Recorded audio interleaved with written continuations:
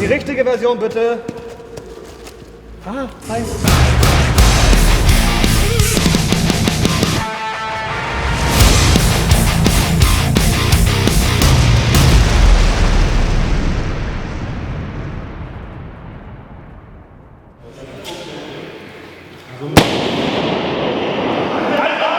Wir hatten den Song fertig geschrieben und der war auch ursprünglich auf Englisch. Und dann kam uns die Idee, was wäre, wenn wir mal einen Song auf Deutsch machen würden. Wir wollten einfach mal ein bisschen experimentieren, haben gesagt, gut, unser erstes Album kam gut an, jetzt wollen wir mal was auf Deutsch versuchen. Dementsprechend haben wir dann Daniel gesagt, schreib mal einen Text auf Deutsch, hat er dann auch gemacht. Und wir dachten uns, wäre doch mal interessant zu hören, wie sich denn Patricks Stimme auf Deutsch anhört mit dem Blue Sky Theory Sound. Und wir wollten es einfach noch mal knallen lassen. Und da haben wir natürlich gesagt, gut, wir wollen Trumpf irgendwie noch als neues Single ja auch einspielen. Wir sind ja auch sogar noch ins Studio gegangen. Es war ja damals Monster und Trumpf. War von Anfang an eigentlich nicht mein Favorit, nachdem man aber ihn einige Male gespielt hat und auch beim Video natürlich irgendwo ihn viele, viele Male gespielt hat. Ist es was, der mir auch vor allem live tatsächlich ordentlich Spaß macht zu spielen, weil er schon ein bisschen mehr auf die Fresse ist und schön stampfend vorangeht. Ist schon auch eine coole Sache und wie gesagt, halt ein bisschen was anderes, als wir sonst auch gemacht haben. Ich glaube, jede Metal-Band braucht ja diesen Anti-Kriegssong. Die Geschichte war die, dass wir beim Insane Band Battle Contest in Schwerin teilgenommen hatten und den auch gewonnen haben. Und als erster Preis war tatsächlich zur Auswahl, ob wir denn mit den Jungs von den Insane Studios, die das veranstaltet haben, einen Song aufnehmen wollen oder ob wir mit denen ein Musikvideo drehen wollen. Und da hatte ich die Jungs gefragt, ob sie uns denn nicht mithelfen wollen bei der Produktion des Videos, weil ich auch wusste, dass es etwas umfangreicher werden wird wegen der ganzen Pyrotechnik und einfach der Größe der Produktion. Wir haben um 8 Uhr morgens angefangen, also effektiv mit dem Aufbauen und dann auch schon mit dem Durchsprechen, wie wir das alles, wie wir den Tag über gestalten wollen. Und wir sind bis 22 Uhr haben wir ungefähr wirklich gedreht, effektiv gearbeitet. Danach kam noch das Abbauen, wieder Zusammensuchen der Sachen und wir waren gegen Mitternacht dann wieder zu Hause. Also es war ein sehr, sehr langer Tag. Ja, wir hatten uns überlegt, was kann man so ein bisschen anders machen als das standard normale Musikvideo und da haben wir uns gedacht, warum sprengen wir nicht irgendwas in die Luft und zünden ein paar Flammenwerfer.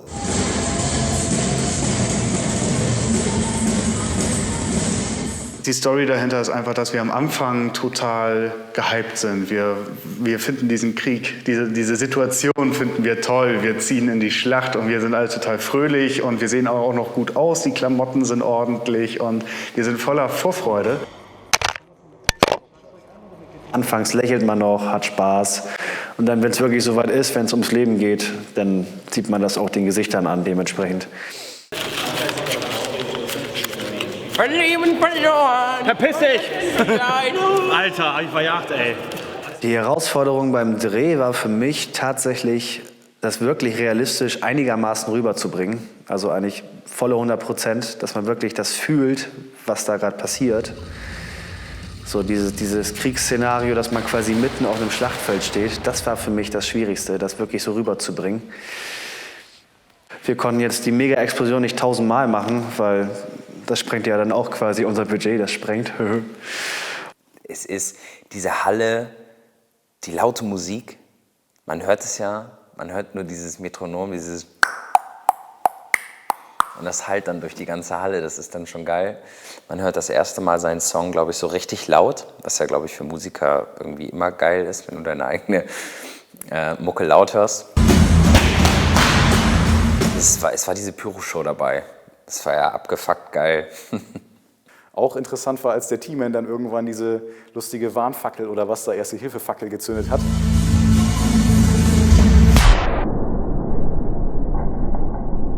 Also unterwegs war und du so gesehen hast, oh, das war wohl auch nicht so ganz angenehm. So ein bisschen rußig, ein bisschen warm.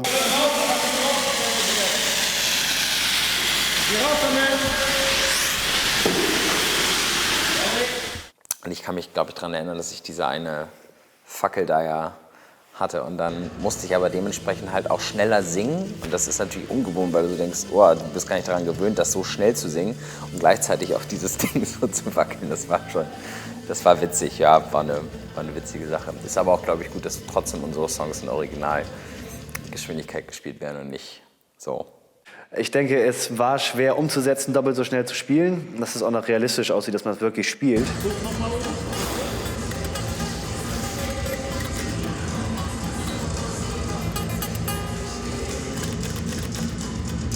Ich will das gar nicht auf dem Amp hören, was man da gemacht hat.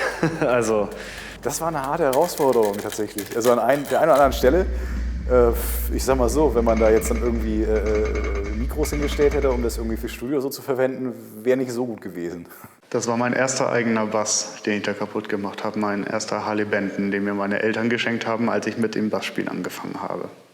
Und ich habe das mit einem weinenden und einem lächelnden Auge gemacht, weil ich mir auf der einen Seite gesagt habe, es ist ein bisschen schade, aber auf der anderen Seite macht es den Bass nur umso besonderer. Und ich habe den auch noch, genauso wie ich ihn aus dem Dreh mitgenommen habe, hängt er noch bei mir zu Hause und da wird sich auch nichts mehr dran ändern.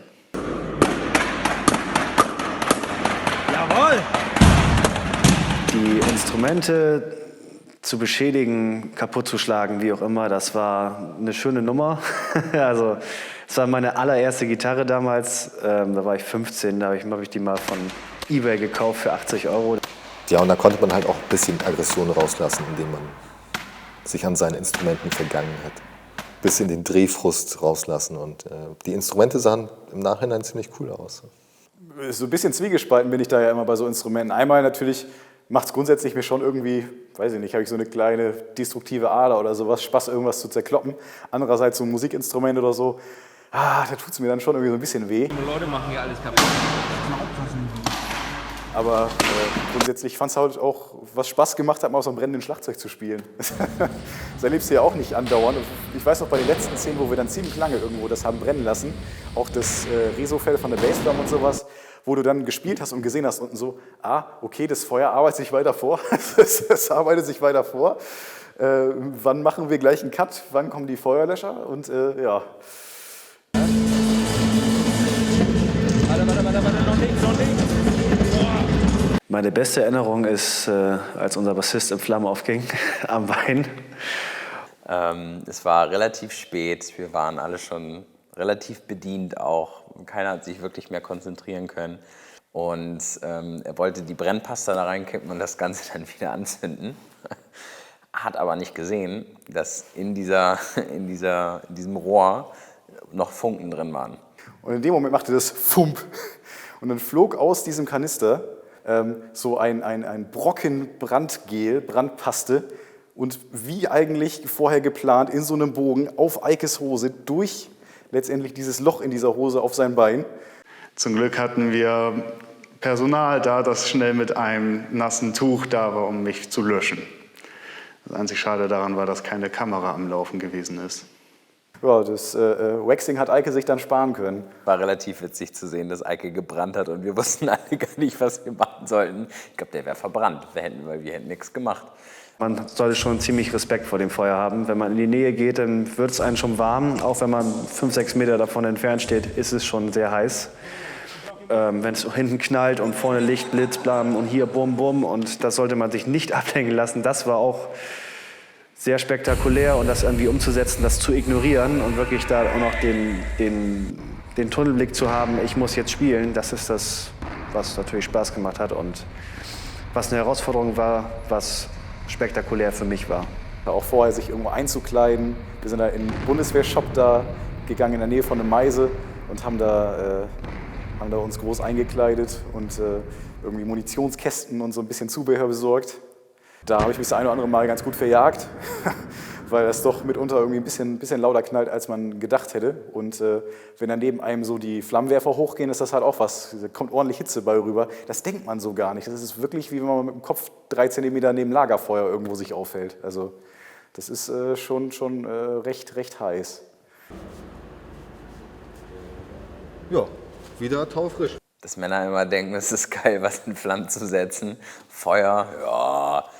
Es ist einfach, ich meine, das ist ja auch scheißen heiß. Also du stehst da, du hast das Gefühl, dir fackelt gleich die Haut weg. Aber das ist halt einfach geil. Und ich glaube, die Szenen zeigen das auch ganz gut. Das ist genau der Scheiß. Wir zeigen ja nun mal, im Endeffekt ist es ja ein kleines Kriegsdrama, was wir gedreht haben. Und es zeigt ja gerade die Entwicklung und auch das, worauf wir ja nun mal mit dem Song so ein bisschen hinweisen wollen, dass am Anfang alle noch so denken, ja, passt schon, wir kämpfen alle für die gute Sache. Und zum Schluss nimmt es halt komplett seinen Wandel und zum Schluss ist einfach alles nur noch zerstört und ich meine, ob das jetzt Einschusslöcher symbolisieren soll, ob es, keine Ahnung, aber die Zerstörung generell. Und es zeigt, glaube ich, dass, wenn es so weitergeht, wird vieles sehr kaputt sein und auch viel Leid mit sich bringen. Und das zeigt ja diese Einstellung auch zum Schluss. Es ist alles kaputt, die Instrumente brennen, du weißt gar nicht mehr, wie du eigentlich das Ganze richtig umsetzen sollst.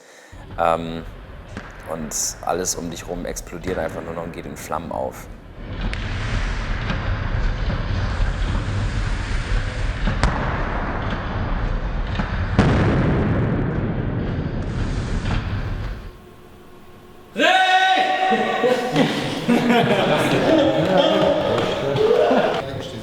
Wieso macht der Drummer da nicht mit? Ich habe halt kein Gewehr. Sowieso insgesamt immer wieder was, wo ich total beeindruckt von bin und wo ich echt dankbar für bin, dass zum Beispiel irgendwie ob Maschine, Ronny oder Finn, Felix, Anna, irgendwo alle uns immer helfen bei diesen ganzen Geschichten. Finde ich total super, weil letztendlich ohne die Hilfe von den Leuten wäre das Ganze echt viel, viel schwerer irgendwie umzusetzen gewesen. Auch bei dem Tag haben sie alle lange durchgehalten und mit uns das Ding dann irgendwie durchgezogen. Man möchte fast sagen, die Band hat nicht nur 5 Mitglieder, sondern eigentlich noch ein paar mehr. Wir haben Leute, die uns immer begleiten und gerade auch natürlich in den Anfängen vielleicht nicht finanziell entlohnt werden, sondern mit dummen Sprüchen und Bier. Dann hatten wir mit Lance einen großartigen Kameramann, der die erste Kamera gemacht hat. Und Anna aus der Crew hat auch noch mal eine Kamera bedient, so dass wir den ganzen Dreh auch an einem Tag schaffen konnten. Das ist halt krass, wenn du dir so überlegst, dass diese Leute ihre Freizeit opfern, um mit uns abzuhängen. Und wir hängen noch nicht in den schönsten Backstage-Räumen rum, muss man ja auch dazu sagen. Ja. Verlieben, verloren, vergessen, verzeihen. Verdammt bin ich glücklich, verdammt bin ich frei. Ich hatte doch alles, was zählt. Ohne dich leben, jetzt ist es zu spät. Der Himmel brennt, die Engel fliehen.